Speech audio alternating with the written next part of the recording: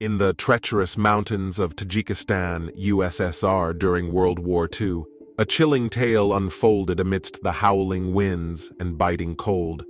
A plane crash left 6 passengers, and the pilot stranded in an icy wasteland, defying death's icy grip. Anna Gureeva, the sole survivor, endured 3 harrowing months in the frozen wilderness, devoid of warmth, sustenance, and any semblance of support. On February 6, 1942, the PR-5 plane departed from Dushanbe to Korog. Guided by pilot Vasily, it carried 6 passengers, including Anna's 2 sons, elder Sasha and infant Valerie. An hour and a half after takeoff, the aircraft soared above towering peaks. To navigate the jagged terrain, they had to thread through narrow gorges. But as fate would have it, a sudden storm enveloped them, shrouding the landscape in a veil of impenetrable mist. Desperately, the pilot tried to ascend, yet the fragile plane grazed against rock, hurtling downwards at a bone-chilling altitude of 4,400 meters. In the wreckage's wake, Anna and her fellow survivors miraculously escaped severe injury. But with every labored breath, their survival hung in the balance. At such heights, the thin mountain air induced oxygen deprivation and temperature extremes that could claim lives within hours. Their chances of survival were slim. From Anna Gureeva's diary. At the start of the descent, we had 1.2 pounds of butter, 2 pounds of sausage, 2.5 pounds of cheese, 1 can of crab meat, 1.5 liters of vodka. 2 hours after the crash, the pilot and one of the passengers set out to find the way to the nearest settlement. The rest of us remained behind in the mountains. It was clear we would all perish unless we reached civilization as soon as possible. An hour later, the men returned empty-handed. They couldn't find a path to the river, which would lead us to people. On the following day, February 17th, the pilot attempted once more to find a route to the river, only to stumble upon a ravine. There was no way out. The plane had crashed on the edge of the glacier, with only an abyss behind us. Anna and the other passengers huddled in the surviving section of the plane. There was so little space that they slept crammed together, knees to knees. In a cruel twist of fate, on the same day, another plane flew near the crash site, but its pilot didn't notice anyone. By February 21st, food was scarce, and the group had to resort to eating handfuls of mountain snow. At 7 o'clock in the morning on February 24th, the youngest child passed away. On that same day, they consumed the last 150 grams of cheese and 20 grams of butter. The food in the plane was completely depleted. February 25th. During a brief meeting, it was decided that the pilot and the remaining adult passengers would venture out in search of help, given the exhaustion from lack of food, water, and matches, the poor, non-flying weather, and the absence of any hope after waiting for the plane for the 10th and 11th days, feeling like there were only 2 or 3 days left to live. Anna remained on the plane with her surviving child, Sasha, and the deceased infant, Valerie. The men didn't take them, thinking they wouldn't withstand the arduous mountain crossing. The passengers and the pilot vowed to send help as soon as they reached the nearest settlement. From Anna Gureeva's diary. February 28th. We've been waiting for the expedition all day, but we're out of matches. We're filling jars with snow and placing them in the cabin under the window. The days are cold and windy, with even snowstorms. We haven't ventured out of the cabin at all. We're craving food badly. We came up with taking a small piece from Valerie, but it won't go down our throats. It's hard to eat when it's your own son and brother, but we're hungry. And from this day on, we started cutting off a piece and eating it.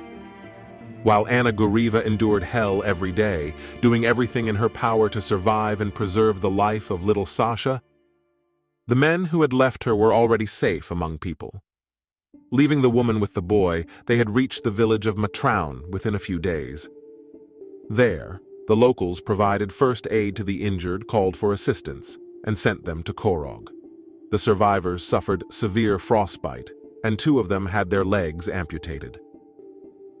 No one remembered the woman who waited for help amidst the glacier with 2 children, one alive and one dead. Later, locals claimed that both Sasha and Anna could have been saved if they had only been told that 2 more people were left in the mountains. But no one said anything.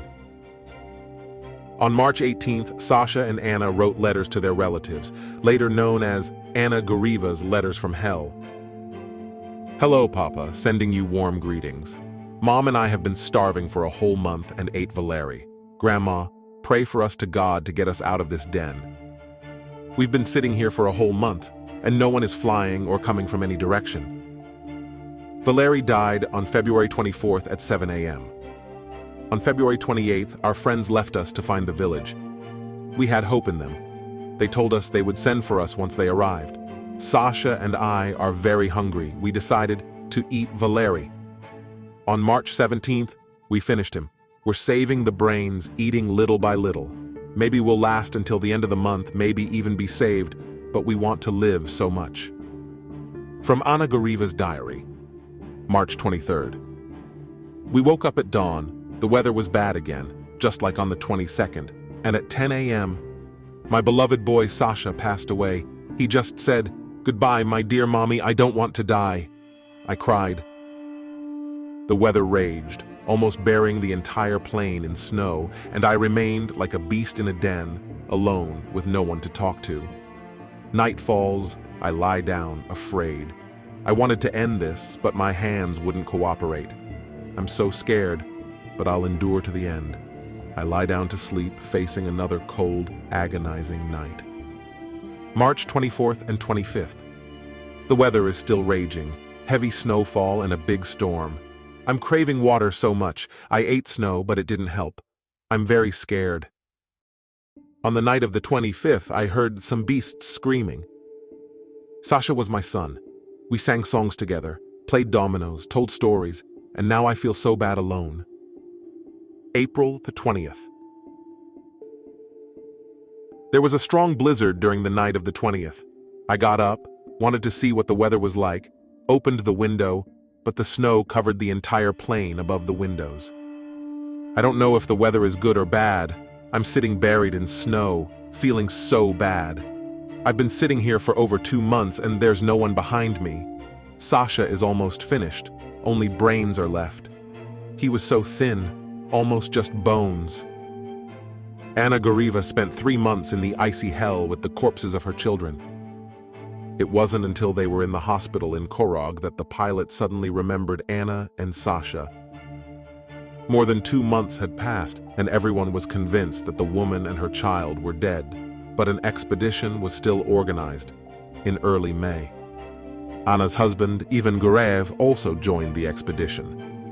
On May 12, 1942, the expedition found the wreckage of the plane, where Anna sat on the remnants of the fuselage. She turned her head and asked her husband, "Vanya, you've probably remarried already, haven't you?"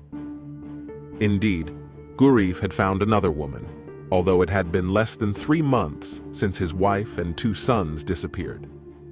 He enjoyed life with his new wife, while Anna Gureeva made horrifying entries in her diary during the cold spring of 1942. When her husband asked, "Where's Sasha?" Anna didn't answer. She simply pointed to the skull lying next to the plane. Criminal cases were brought against the pilot and other passengers for leaving a woman and a child in danger. Anna was saved. She spent a long time in a psychiatric hospital, after which she remarried, had children and grandchildren. Anna did not communicate with journalists and avoided publicity. She lived to a ripe old age, but never again spoke of the time she spent in the icy hell.